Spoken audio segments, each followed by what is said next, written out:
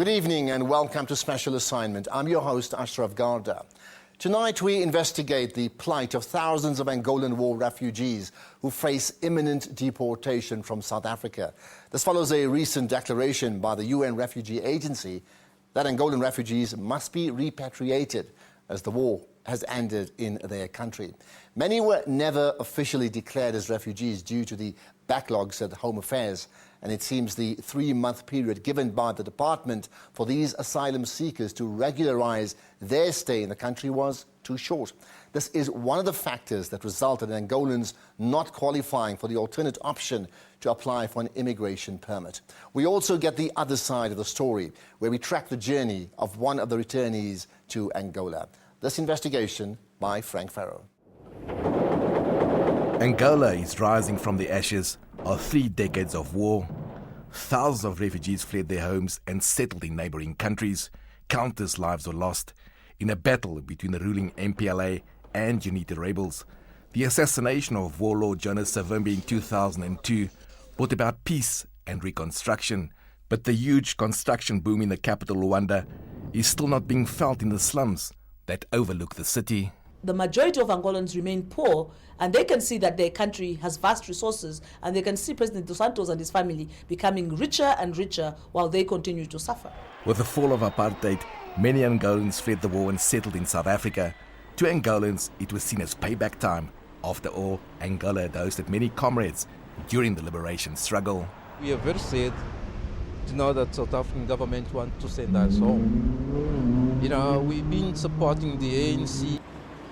With peace in Angola, the UNHCR declared that Angolan refugees should be repatriated. Options are available for those wishing to stay, but for a large group of asylum seekers, time has run out. They could be arrested and deported, but of course we will not go through a process of mass arrest and deportation.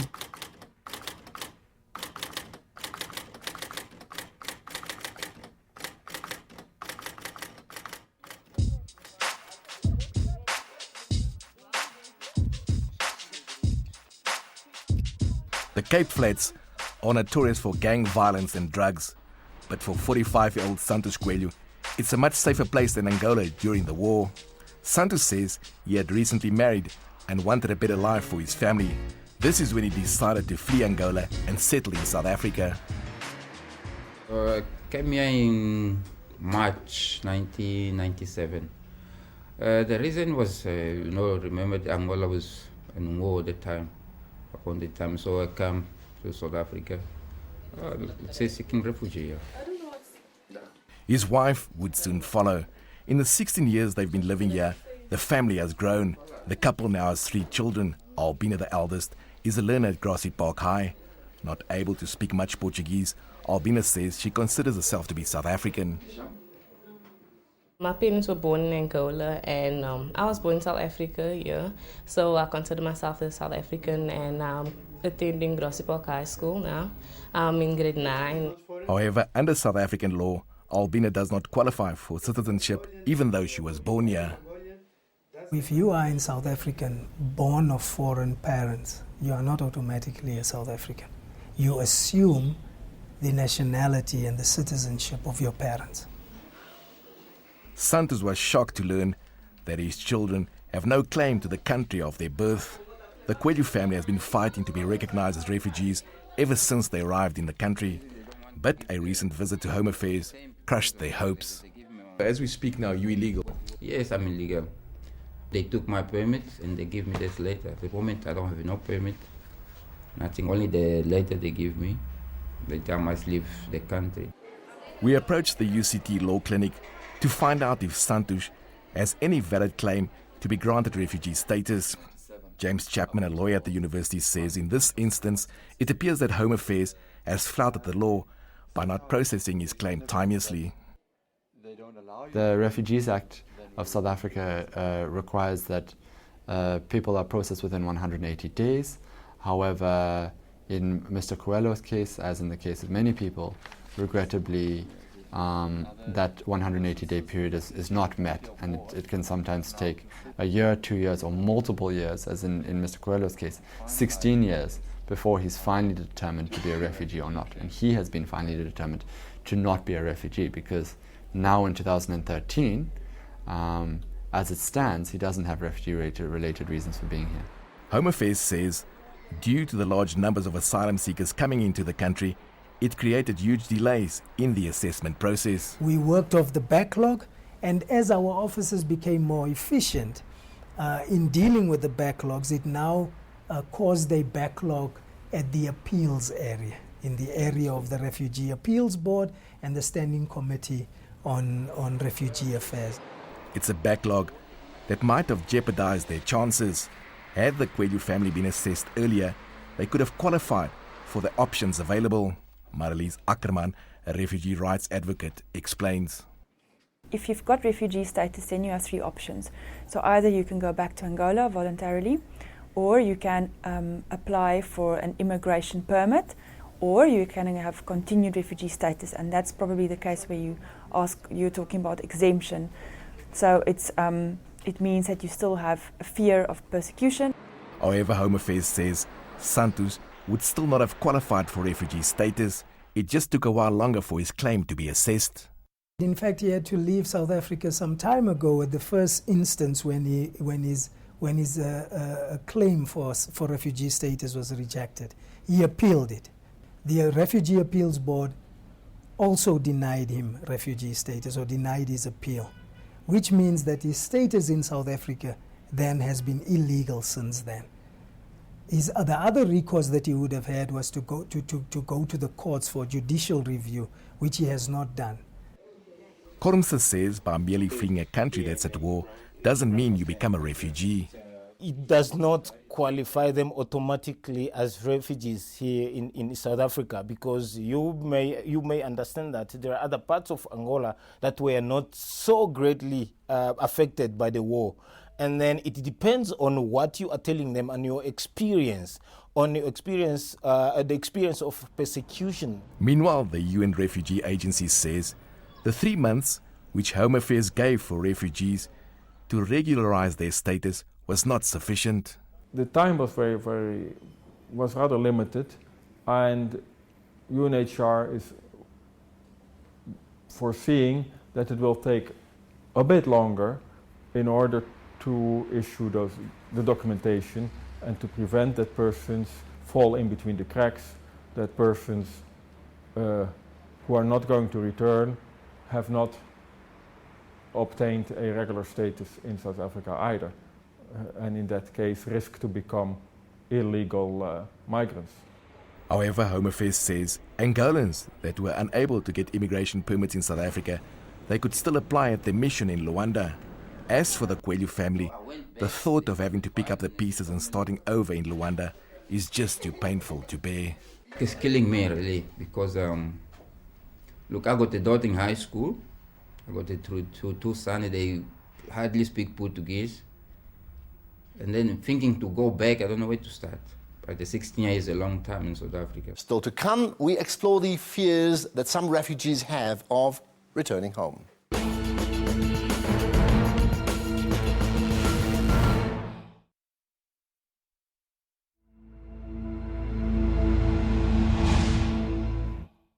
The mother city is where the largest numbers of Angolan refugees fled to during the war years. Orlando Jacinto, a member of SACA, an organization that represents Angolans, says there are about 10,000 Angolans in the country. Orlando says the community is struggling to deal with the fact that they are no longer seen as refugees. That transition from becoming a refugee and then to come to a level of becoming an immigrant is make a psychological impact in the mind of people. And it's difficult people to believe that once one was a refugee and then become a normal citizen. Meanwhile, political activist Manuel Panzo says even though they no longer qualify to be refugees, the political climate in Angola is not safe for them to return. The life is difficult for political activists, and we have to know that Angolans is not a really democratic country, and we have to take care when we as considered as opposition, we have to take care of our lives, and that's why for me I don't think that it is safe to go and speak about the right of Angolans in my own country. Because we've been observing people being kidnapped, being killed. However, the Angolan embassy in Pretoria says the country has progressed a lot since the war ended, and there's no reason for Angolans to remain in South Africa. The country is in peace since 2002. The country is developing very fast, is flourishing. As you know, that for almost 12 months we dropped the inflation to under 1 digit. You have very new infrastructures. So there is no reason. No, I cannot see now what's the reason why still people seek asylum in South Africa. But more recently in Luanda, people have taken to the streets to express their dissatisfaction with the government. The police response has been swift, with activists arrested and journalists beaten up. Well, in the past couple of years, we've seen an increase in protests in Angola, something that's actually unheard of because of President Dos Santos's hold over the country. But because of the economic situation, the fact that despite being one of the biggest oil producers in the world, Angola, the wealth has not trickled down to the majority of the poor. In Luanda, we had first-hand experience of the police's strong-arm tactics. Here we were detained for no reason. Even though we had the necessary accreditation to film, we were accused of espionage and were taken away for questioning.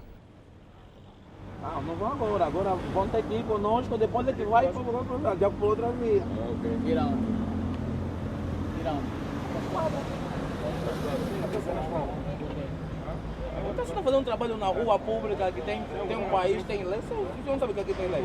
É assim, eles estão interessados em entrar em Angola. Quem mandou a tal chamada é a empresa. After a long while, we were free to go. Human Rights Watch says police intimidation is common in Angola.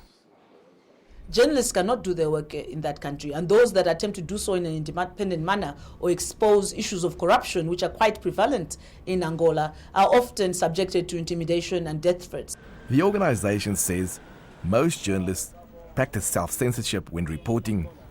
There are some independent newspapers, but the state-owned Jornal de Angola dominates the media space. I picked up a few stories from this newspaper.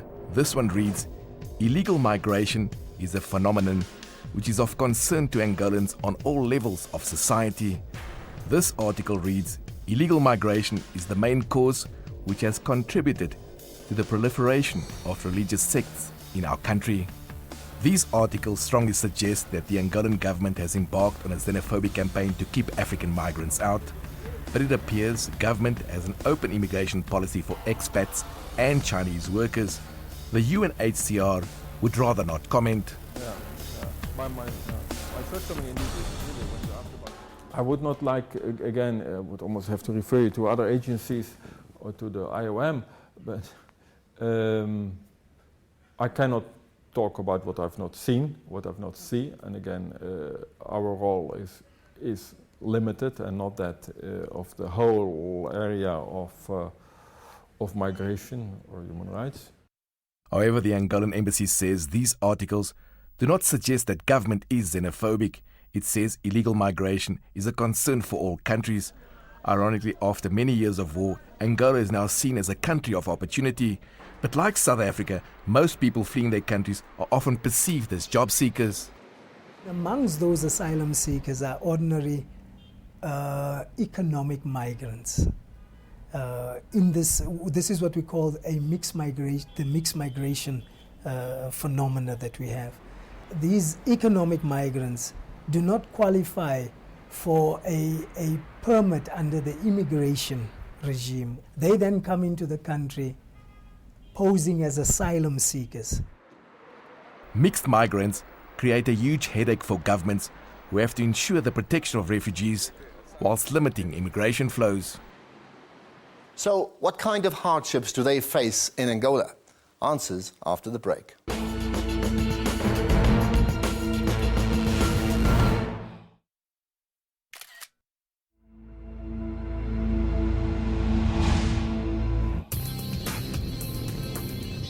In Luanda, we travelled to Kazenga, which we were told is about a 15-minute drive from the city, but we soon encountered problems. Traffic jams like this are a daily occurrence in the streets of Luanda. Sometimes you can be stuck up to 4 hours in peak hour traffic, with cars, motorbikes and trucks trying to squeeze through any opening in the road. Huge traffic volumes, giant potholes and bad drivers cause chaos on the roads. We finally arrived in Kazenga, one of the most densely populated districts in Luanda, with a population of about 1 million people.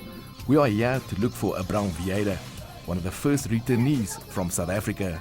Olá, tudo bem? Muito obrigado, sim. Ótimo, ótimo. Nós temos aqui para encontrar com um senhor que veio da África do Sul, é da família Vieira. Você sabe onde é que é? Família Vieira é lá mais ao fundo, ao beco. Aqui lá. Sim, nesse beco ao fundo, a Lá no última fim. casa. Ótimo, obrigado. Cidade.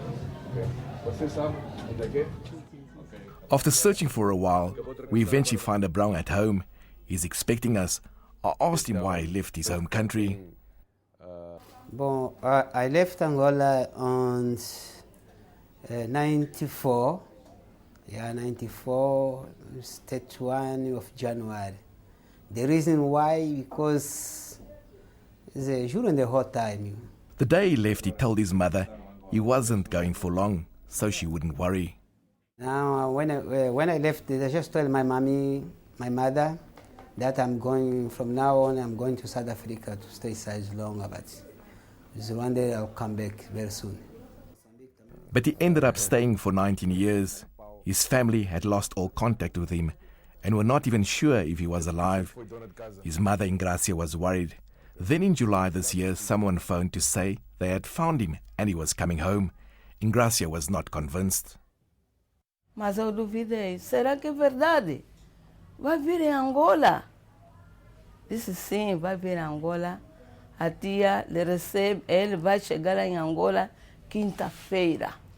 Quinta-feira? Mas será que isso é verdade? Eu disse é verdade. Back in South Africa, Abraham was going through a rough time. He had contracted TB and had lost his job. Then one day, he visited the Home Affairs office where he heard the news that Angolan refugees were free to go home. When I went to renew my paper that by Barabastas, yeah, I find out the GACR, and then I just spoke to them. Hey, please tell me, they say to me that if you want to go back to Angola, you can sign, that is no problem, we're able to help you. Yeah, and then this is what I said, I suggest that is okay, that's fine, it's much better. I can go to my country because time is not good for me here now.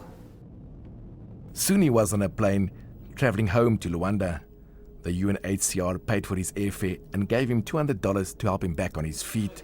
Manuel Jr. says they do not encourage returnees to settle in Luanda, where the cost of living is sky high.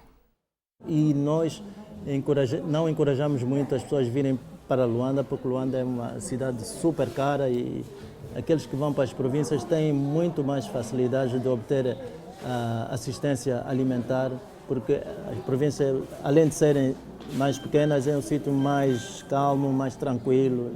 In Luanda, we approached the Ministry of Social Assistance and Reintegration. We wanted to know what assistance Abraham would receive. They agreed to speak to us, but after many calls, they declined to comment. Kormse says Angolan returnees receive no assistance. The Angolan government does not really provide for them, does not really give them a package for them to start now their lives afresh. Abraham is only one of 2 Angolans that have returned home. The vast majority of Angolans do not want to leave South Africa. There's a lot of construction work in Luanda, but most building here is being done by Asian workers. I know construction very well. I was there in South Africa, and I know, I used to see how those people's working. They're working very good. They're working very nice, not like those Chinese. The way they're doing the work is negative. China has provided Angola with a direct credit line with billions of dollars in exchange for Angolan oil. This is where China's cozy relationship with Angola is best seen. Quilamba, a city which was built in just over 3.5 years. It's situated some 30 kilometers outside Luanda. But since it was completed more than a year and a half ago, not many people have moved in here. With prices that start at 1.9 million rand for a 3-bedroom flat, not many can afford it. Quilamba has become a ghost town, with most of its 758-story apartment buildings standing empty. In Kazenga, Abraham shows me around his neighborhood. The poverty is here in this place is a serious thing, but it's okay.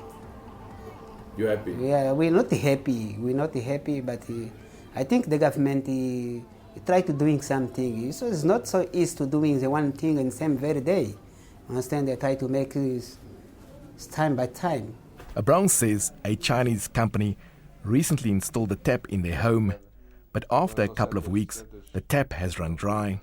He says a pipe burst that has not been repaired for months has flooded the road. The first thing that I used to see them is about the water. They put the water there, the canalization, that is not good enough. Whilst we were filming, a man appeared out of nowhere. He said he worked for the municipality and we needed special authorization to film. I asked him about the water problem in Kazenga. He says the Chinese are doing good work, but there are failures. Os chineses estão a fazer bom trabalho justo e significativo, mas há falhas. We found that most people here are afraid to speak about their hardships. Ingracias says, the poverty aside, the fact that they now have peace is reason to celebrate. Pobreza. Estamos normalmente. Não acabou muito, mas estamos normalmente. Ter paz é o suficiente para a senhora? Sim. Estamos em paz. According to the EU, close to 60% of Angolans have no access to clean drinking water or basic sanitation. This is the informal settlement of Boa Vista. It's situated on a hilltop overlooking the harbour and the government petroleum company, Santos Guuel. The government has begun demolishing houses here and wants the people to move to Zango 3. But most of the people residing here aren't happy about this move. Human Rights Watch says government often evicts people and demolishes houses without prior warning.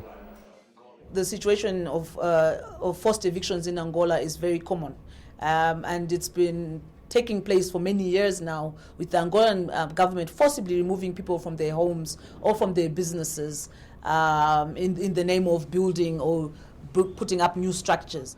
In the slums of Boa Vista, we found this group of children collecting water from a broken pipe, a rare find uncovered amongst the destruction. This free-flowing pipe now provides much-needed water for a community of slum dwellers that previously had none. I asked them if the water was clean.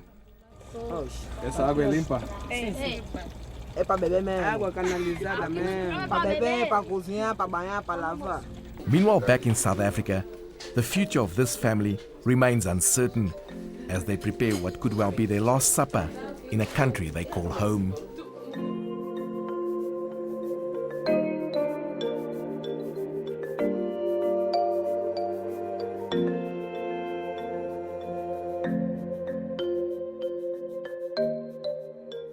Now, what's your take on this issue of Angolan refugees? Well, you can tweet using the hashtag Special Assignment or Facebook your opinion on the official Special Assignment page. And you also have the option to email us. Finally, I've picked out 2 thought-provoking viewer comments from last week's show about the water challenges in the Rustenburg mining areas. Siwa Imbara tweeted, "Government has been very lenient towards the mining industry. South Africa will show the world a sample of what water wars are like." And Gunit Kaf also tweeted, "When our riches become our misfortune, accumulation by dispossession."